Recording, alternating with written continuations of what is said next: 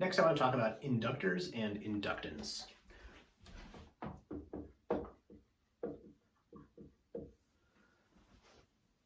The idea with inductors is the following. If we have a coil of wire, like a solenoid, we can put a current through this and it makes its own magnetic field, right? Put a current through here, it generates some magnetic field inside. And this magnetic field changes what the flux is in this coil, right? Like this coil of wire, just like the other coils of wires we talked about in the last lecture. This pen is not writing dark enough.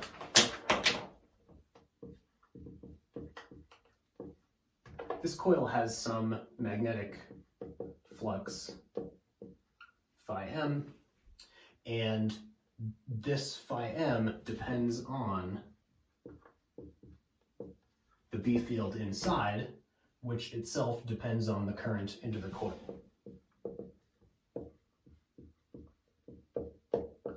Okay, so here's where things get weird. If this magnetic field changes, that changes the flux, which in turn creates an EMF. So in other words, changes in the B field cause an EMF in this, but a change in the B field would come from a change in the current. So in other words, change in the current makes a change in the flux, which makes an EMF across the coil. So this is this phenomenon is called inductance, and really this, if we're being careful here, this phenomenon is really self-inductance, because you can also have two different coils that have a mutual inductance where a change in one causes a change in the other. And in fact, we already saw that. That is how a transformer works. So this is kind of like a transformer, except it's just one half is changing what's going on in itself, which can also happen with transformers, but anyway. So this is the self-inductance of in this case, our solenoid. You can also have the inductance of other different shapes, like single coil of wire. You can even calculate the inductance of a straight wire. Straight wires have some measurable inductance too. We may talk about that later on. All right, so we know enough to work through the details of what this actually, what this looks like. But what's important here is the relationship, or one thing that's how we parameterize this is in terms of the relationship between the current and the flux. So the current that we're flowing through this wire and the flux that current creates in this. So our definition of inductance is the following, and you'll see how this works in a second. So our inductance, L, is defined as the ratio of our magnetic flux to the current flowing through our wire. So this has units of Henry, Henry, abbreviated capital H. And 1 Henry is a Tesla meter squared per amp, if you care about that. So 1 Henry of inductance is pretty big, but you can make that in a lab with a big coil of wire. That's not, that is a possible thing to make. All right, so the inductance is a property of the geometry of a particular coil or arrangement of wire.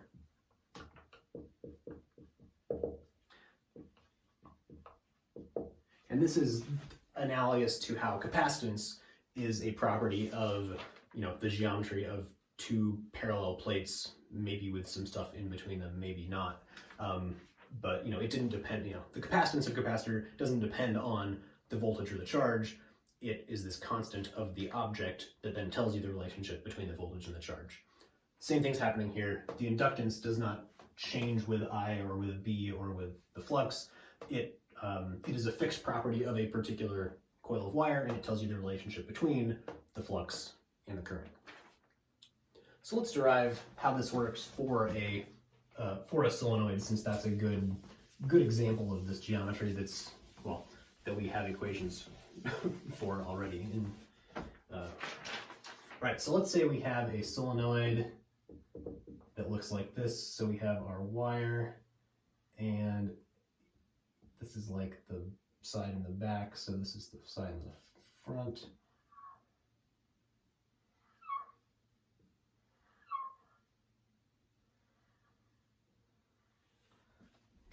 I think that's probably good enough. So let's say we have a current going through like this. If that is true, our right-hand rule tells us that we're going to have a magnetic field to the right. So inside,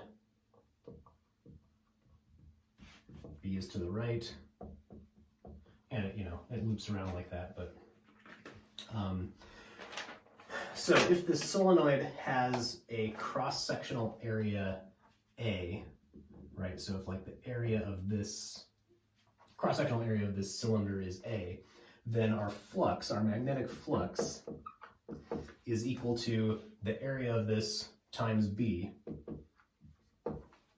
And this is per each loop of the solenoid. So if there are n loops around, that is BA times n for n loops. All right, so this means that our EMF that we get from changes in this flux, that is d flux dt, that is equal to A times n times dB dt.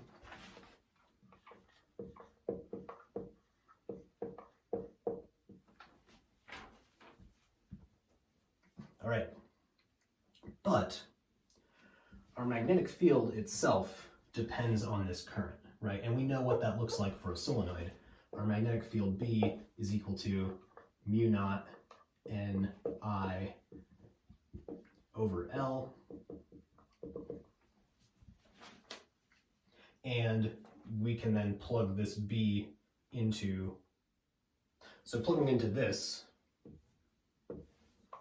we get our magnetic flux is equal to A times N times B, which is equal to mu naught Ni over L. And, sorry, that is L the length, not L the inductance.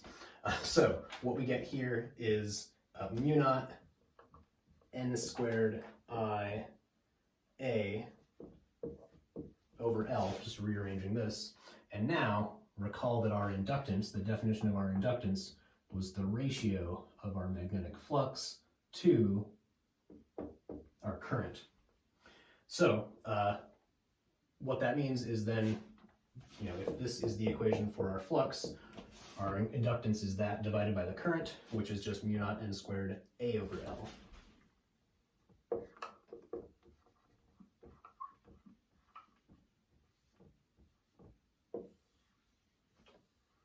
So this is our equation for the inductance of a solenoid. All right. We haven't used this yet. We're going to bounce back to that next. I will leave that in the lower left, and where is this? Okay, so our EMF is equal to d phi dt, and now I'm realizing I used phi b here instead of phi m. B for magnetic field, M for magnetic flux. I have been sloppy and using them interchangeably, so sorry about that. So if our EMF is equal to d phi dt, we know that phi is equal to L times I, right?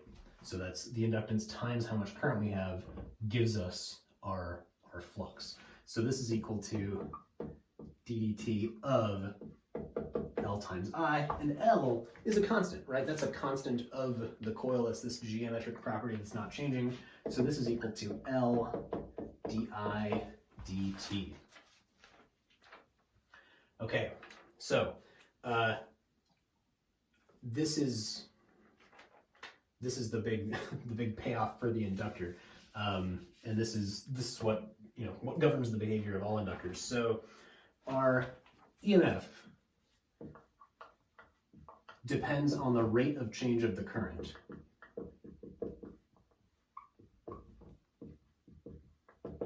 And it itself is the voltage that is felt between the two ends of this inductor. So we have a voltage that depends on the rate of change of the current. So that means for constant current, so if we were flowing a constant amount of current through this, our voltage equals 0 between the two ends. If our current changes, then that creates a voltage between the two ends of our inductor.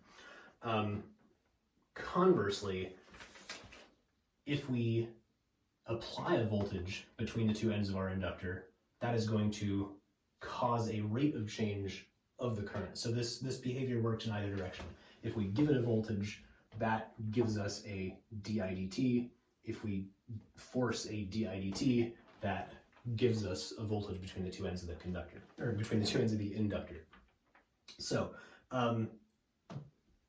qualitatively, the way I like to think of this is the inductor is behaving kind of like a wire, except it takes a voltage to change the current flowing through it. It's kind of like inertia when we're talking about mechanics. So like if you have a big heavy object with no friction, you have to push on it, a long time to get it up to some speed, and then once it's at that speed, once it has that momentum, you can let go and it'll go at that velocity happily. This is kind of like that. You have to apply a voltage to get this current inertia started, and then once it's going, you don't need a voltage anymore. It'll just stay at this constant rate, and in fact, if you want to slow it down and stop it, you're going to have to apply a big voltage force in the other direction to get it to slow down and stop.